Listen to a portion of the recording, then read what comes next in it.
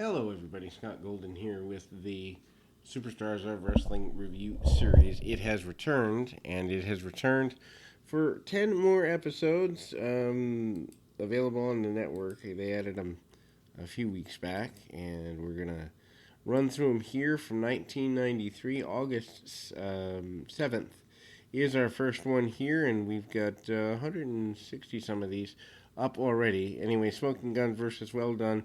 Obviously, the Guns are a major team for the next few years.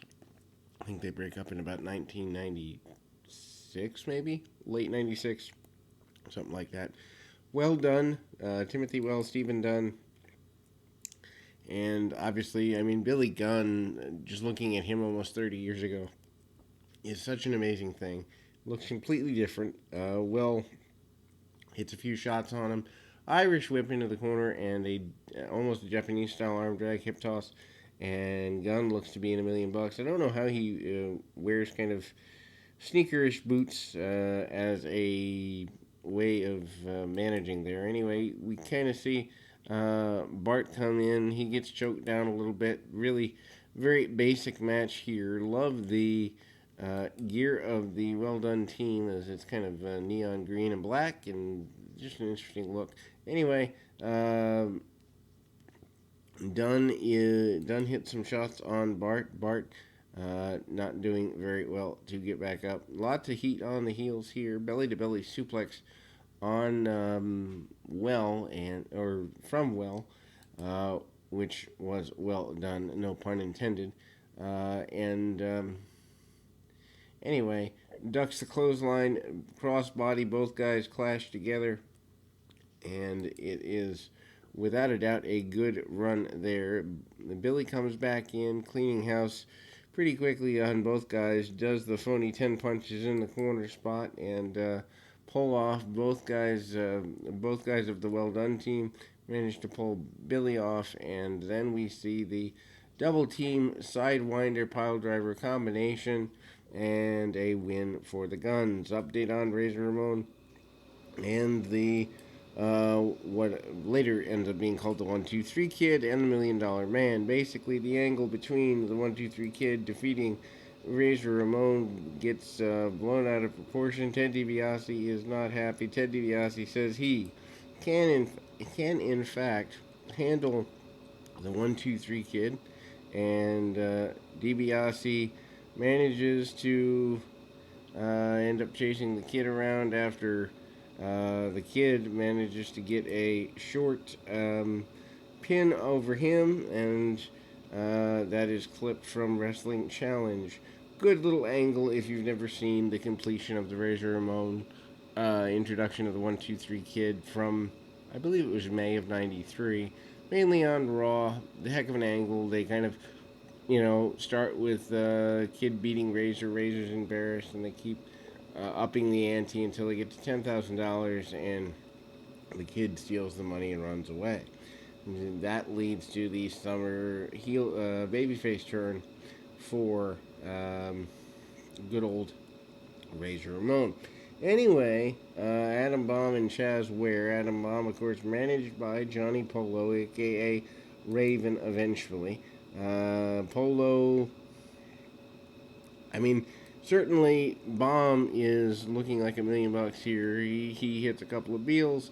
He tosses the man across the ring. Vertical drop kick, beautiful drop kick by Bomb. Bomb, not exactly a guy who's going to take a backward step by any stretch of the imagination. Short clothesline on the outside. Johnny Polo, not very well dressed in terms of color coordination, but manages to get people to believe in him anyway. Then we see Power Bomb and the win for Adam Bomb after the Power Bomb. Face to face with Razor Ramon and the $1,000,000 Man. Face to face is the equivalent of Event Center only in 1993. Basically, Razor says that there's no harm in doing hard work. And DiBiase offers him a job as a kind of a butler and a maid.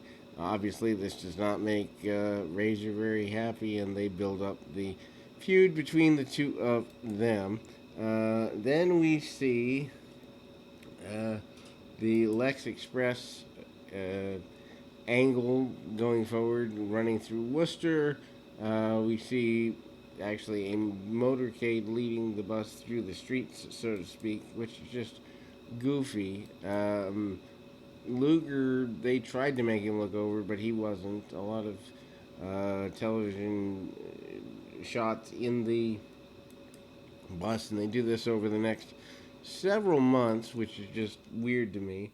Anyway, we move forward into El Matador and Barry Hardy. I did not know El Matador was here in 1993. Thought he left at the end of 92. Incorrect, as he's still here in summer of 93.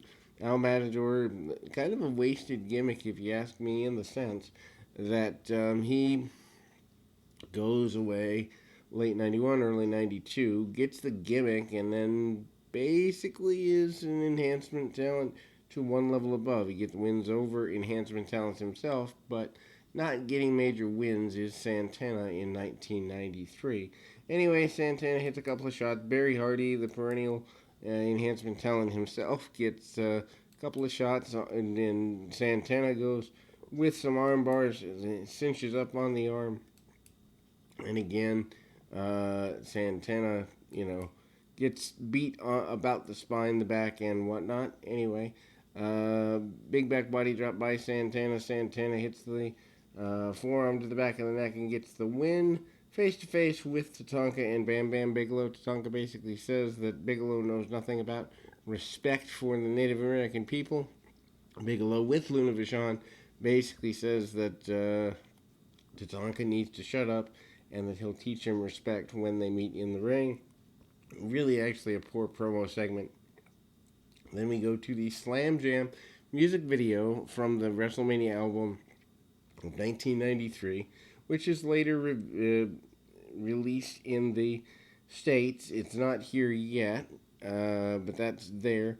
Out of sequence, Bastion Booger does face Mike Bell in this program.